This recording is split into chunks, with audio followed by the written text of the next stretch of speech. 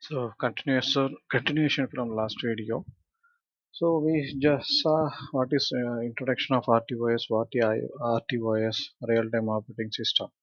So this we saw from last video. Then continuation. So terms used in RTOS. So task and job, release, time of job, execution time of job, and deadline of job processor, and maximum said how much the deadline it will be take response time of a job, absolute deadline. So these are the terms of RTOS. Then features of RTOS.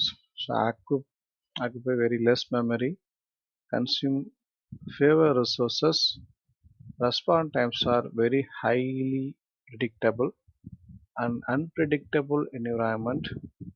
The kernel that interrupt task and determine which take it should be run next.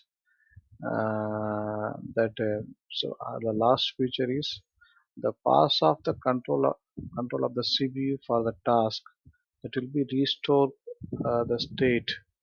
So actually RTOS it will be occupy very less memory, consume fewer resources, that means very less resources.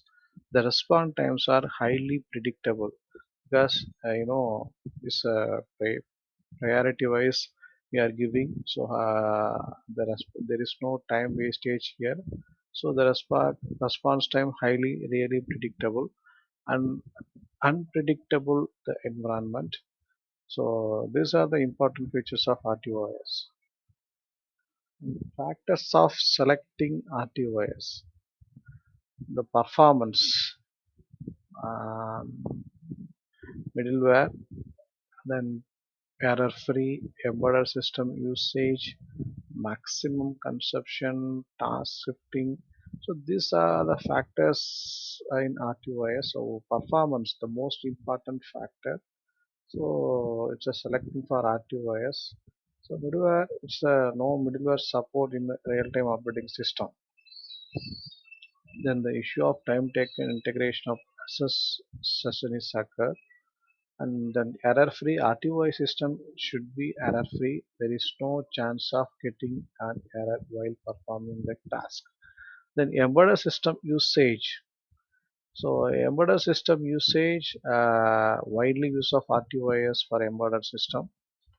Then maximum consumption, then that will be help of RTOS. We can achieve maximum consumption and task shifting. Shifting time of the task is very less. The unique features.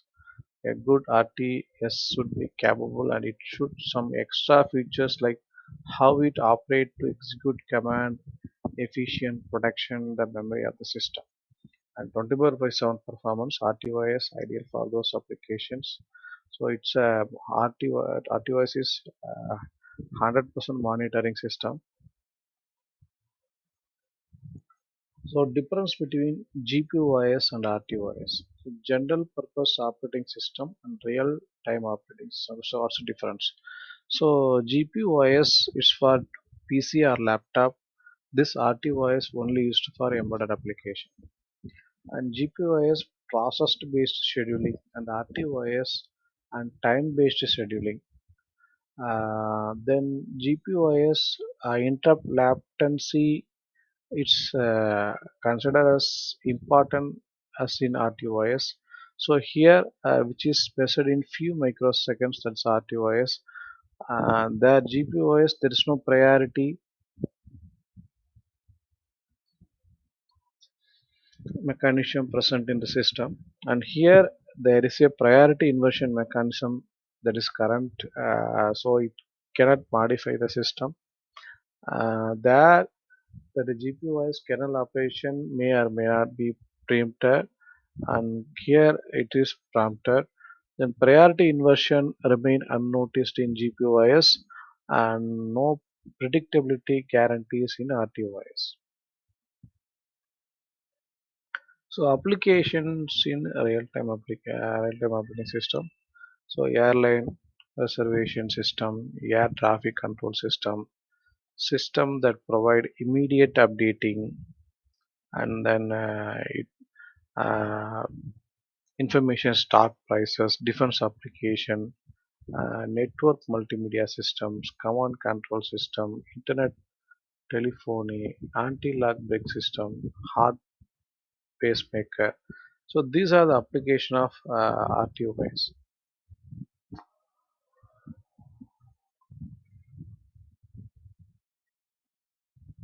Disadvantage of RTOS.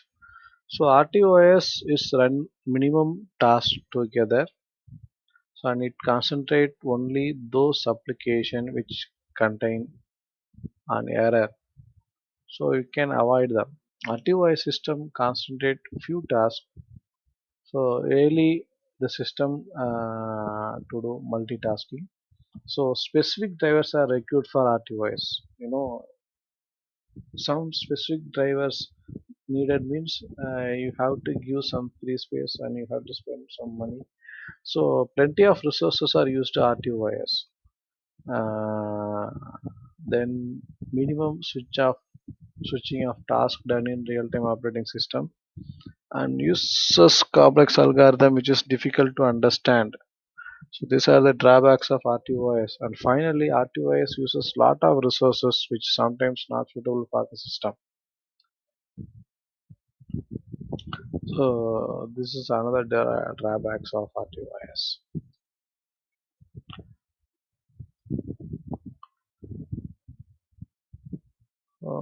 Next, process and task.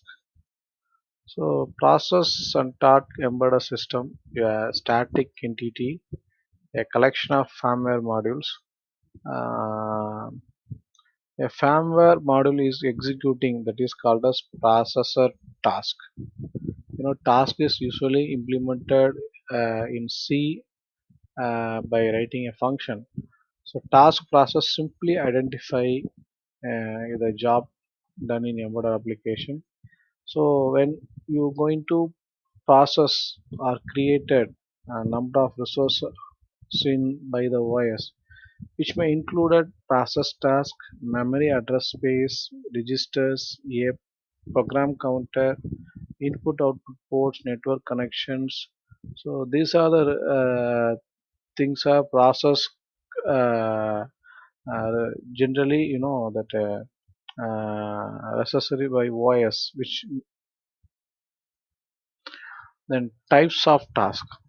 So periodic task, intermittent task, background task, complex tasks. So periodic task is found in hard real-time application. Example, it's a 10 minutes multimedia every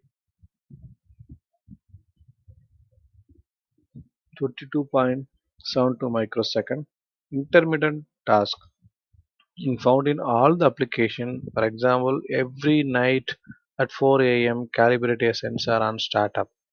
So this will save data when power goes down. And background task, what do you understand? Periodic task means is example for every 10 minutes there is a multimedia hard real time application. So similarly, intermittent task is every night at 4 p.m. like that. The sensor will be start every day when the power goes down. Background task, a soft real time or non real time task, will be accomplished only if the CPU is available. So it is a soft real time or non real time task. So the CPU accomplished only time is available. Complex task. This one is found in all the application. Example Microsoft Word, Apache Web Server, and single process task. So what is single process? So that we will see in next video.